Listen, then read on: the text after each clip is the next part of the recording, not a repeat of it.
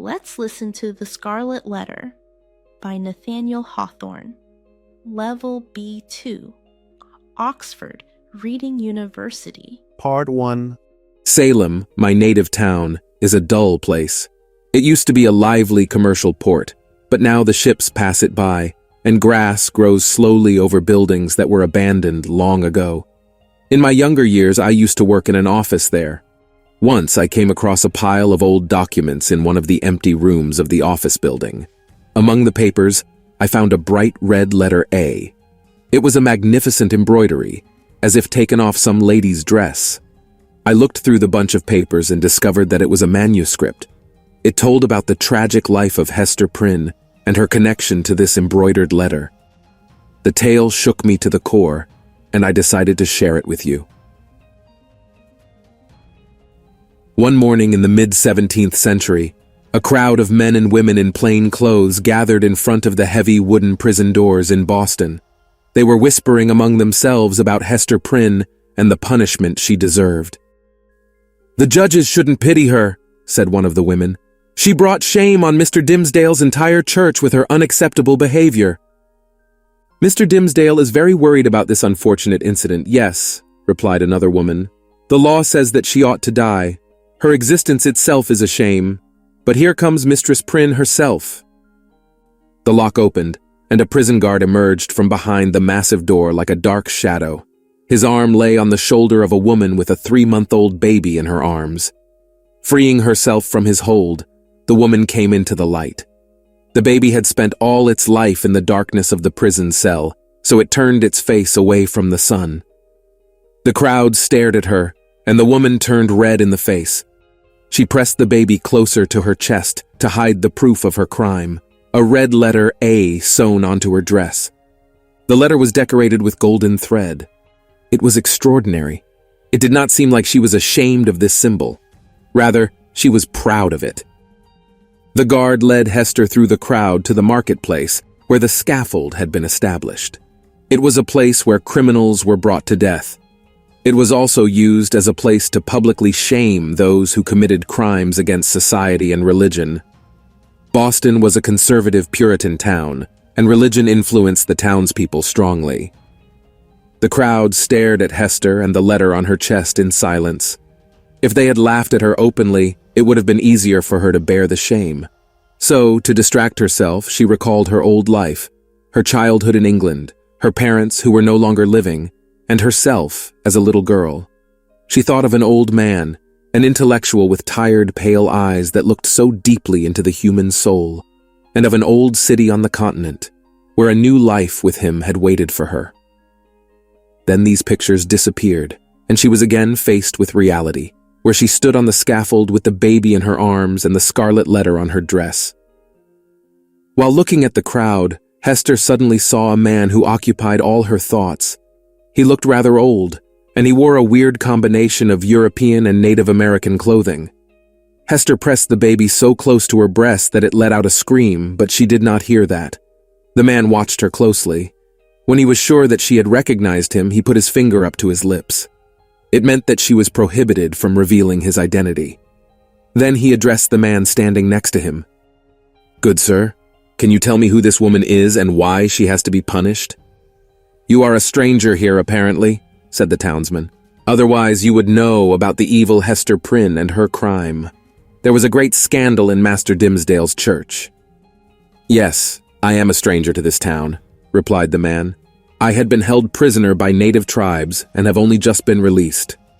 "I see," said the man. "Well, this woman married an Englishman who lived in Amsterdam.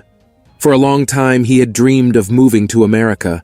He needed to settle some affairs in Europe first and sent his wife before him. For 2 years, she lived in Boston, but then her husband must have deserted her. So with no one to keep watch over her, this woman had an affair with a local man, and then this baby was born." "I understand," said the stranger. "And who is the child's father?" "No one knows," replied the townsman. "She refuses to tell." "Well, then I think her husband should come and try to solve this mysterious case himself," observed the stranger with a cold smile. "I think he ought to, if he is still living," remarked the man. "Now, you see, the judges were kind. Usually, those accused of adultery are sentenced to death. But Hester Prynne is young and beautiful, and her husband might be dead. They were kinder this time.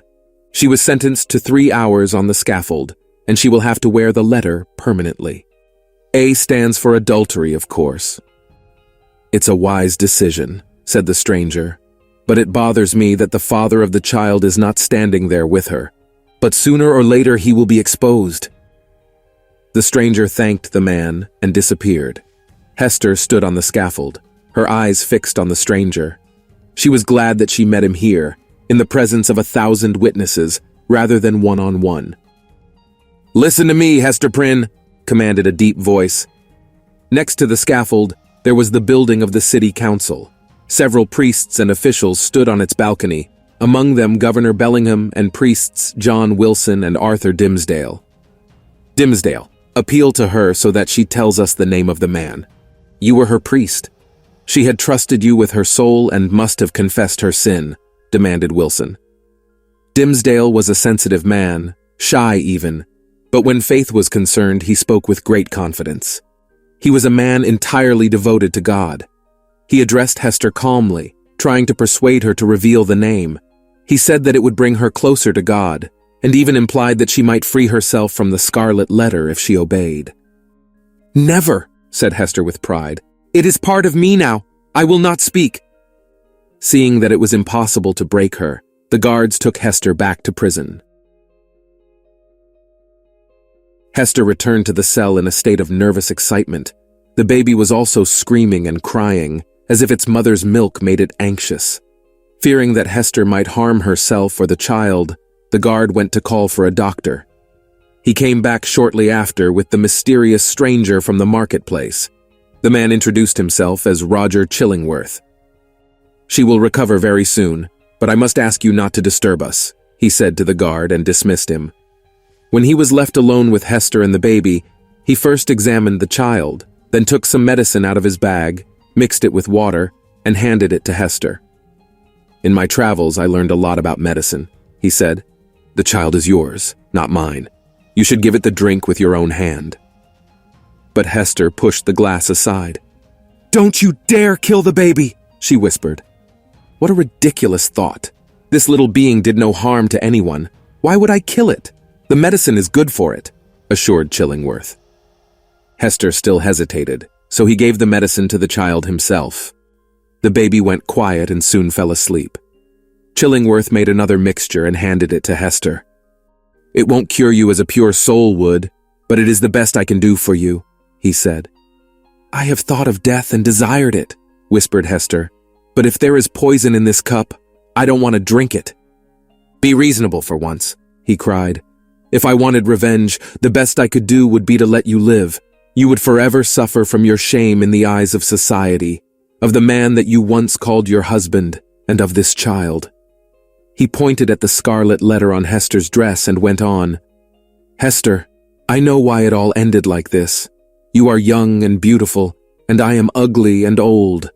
The day we got married, I could already guess that you would cheat on me." "But I never lied to you," replied Hester. "You knew that I felt no attraction or love toward you." "True, I was a fool and I was mistaken," said Chillingworth. "I don't blame you, and I don't seek revenge on you. But there is a man who has harmed both of us, and I'm going to find him. What is his name?" "I will never tell you," cried Hester. "Never, you say?" asked Chillingworth with a smile. "Then I will find him myself. I shall know him because people cannot hide their feelings forever. Something will give him away. A single look at you would be sufficient for me to know. Don't worry, I'm not going to hurt him. Let heaven decide on his future. But I need to know who he is." "You say that you won't hurt him, and yet your words terrify me," said Hester anxiously. "I beg one thing of you, Hester," said Chillingworth. "Keep my secret like you kept your lover's. Respect my privacy and don't reveal to anyone that I was your husband. That would be a shame for me. Don't ruin me. Remember that your lover's life and reputation are in my hands." "I swear that I will keep your secret," she said. Chillingworth gave her a strange smile, and Hester looked at him in confusion. "Why are you smiling at me like that?" she asked. "Now I feel like this agreement is going to somehow destroy my very soul." "Not your soul," he answered in a comforting tone. "No, not yours." When Hester's time in prison came to an end, she did not leave the town. She could have escaped to her native land to be free from shame there, but she did not leave. She convinced herself that she had to stay in Boston as a means of punishment. She thought it would make her soul pure again, but there was another reason. Her heart belonged there. Hester felt a bond between herself and the father of her baby, and so she stayed. Hester lived with her child in a cottage on the edge of the town. She was lonely. She had no friends, and everyone in town rejected her. So, Hester spent her long days embroidering. The citizens acknowledged her unique talent for needlework and often commissioned her with decorating their clothes. The strict Puritan dress rarely allowed for any sophisticated details. But nevertheless, some events called for elegant clothes. Wealthy people and government officials wore some decorations as a display of power. Embroidered pieces were used for funerals and baptisms. So even though Hester was generally rejected by society, her work was in demand. The only thing that her needle never touched was a wedding dress, as that was not considered appropriate. Hester's daughter was named Pearl. She was, indeed, her mother's only treasure, purchased at a high price.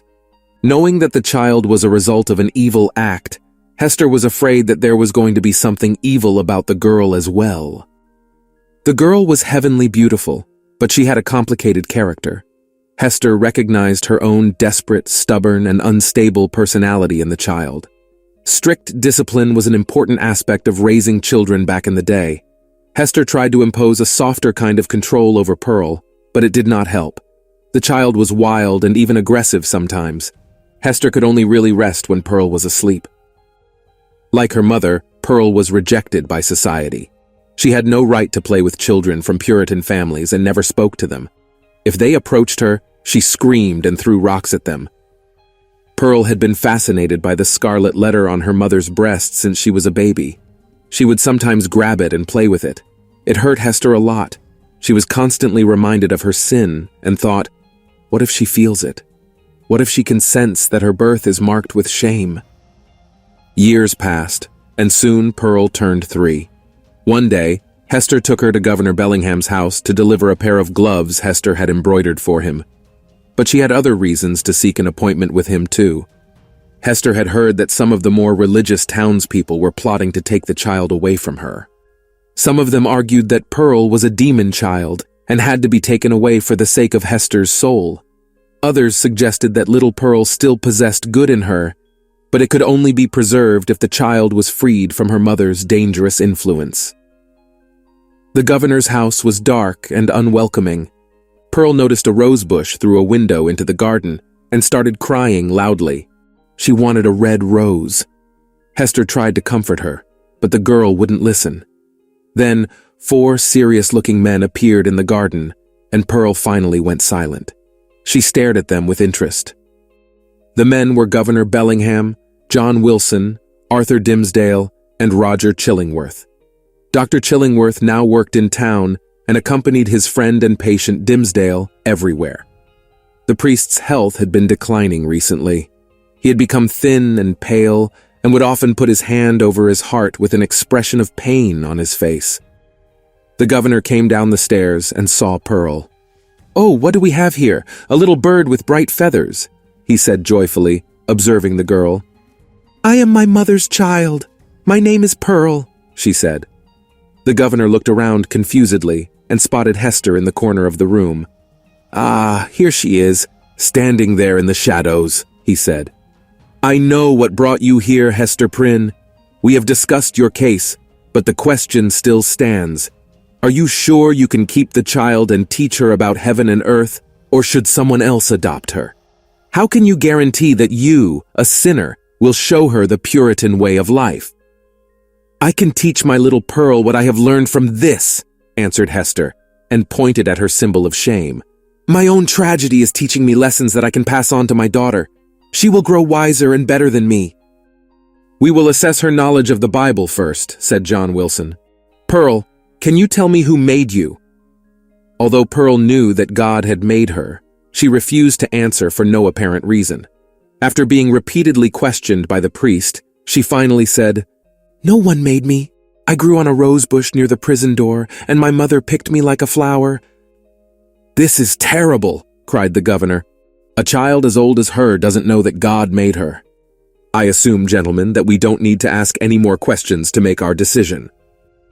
"God made her and sent her to me," cried Hester, defending Pearl. "She is my precious rose, my greatest reward, and my greatest punishment. She is a living scarlet letter, and she reminds me of my sin more than anything else. You won't take her away while I'm alive." "There are people who can take better care of her than you. What if you spoil her?" asked the governor. "God gave her to me, and I will not give her up," shouted Hester, casting a furious look at the men. Then she turned to Dimmesdale and asked, "Will you speak for me? You were my priest, and you know me better than all these men." "There is truth in what she says, and in the feeling that inspires her," said Dimmesdale. "The child was given to her so that she would never forget about her sin, and their relationship is holy. This girl keeps her soul alive. She keeps her from sinking deeper into the world of sin. I believe that this woman is capable of teaching the child the ways of God, and if the child gets to heaven, she will bring her mother with her. I think they must stay together." "I never suspected you were so worried about this woman," remarked Chillingworth with a smile. "I think my younger colleague is right," said John Wilson. The men decided that Hester and Pearl would not be separated, and Hester cried with relief. Meanwhile, Pearl approached Dimmesdale, took his hand, and pressed her face against it. Hester watched her as if fascinated. She had never seen her child be so gentle before. Chillingworth watched them closely and then said, "We know the child's mother for sure, but I wonder who the father is." "Let us leave this question to God," said Wilson. "If we pray, maybe we will find the answer one day." As the reader might remember, Roger Chillingworth was not the real name of Hester's husband. It was only the name he went by in Boston, and no one but Hester knew his true identity. But people in New England never made any inquiries about his past. They were in need of doctors and welcomed him gladly into the community. He quickly became friends with Dimmesdale. Gradually, the priest's health started getting worse, and Chillingworth helped him. The townspeople admired Dimmesdale for his devotion to religious work, and they were grateful to have a doctor in town to cure him. At first, the priest did not want to accept any medical help, but he was getting thinner and paler by the day, and his voice started shaking. In the end, he agreed to receive Chillingworth's treatment. After some time, the men moved in together. That way, it was easier for Chillingworth to treat his patient and monitor his health closely.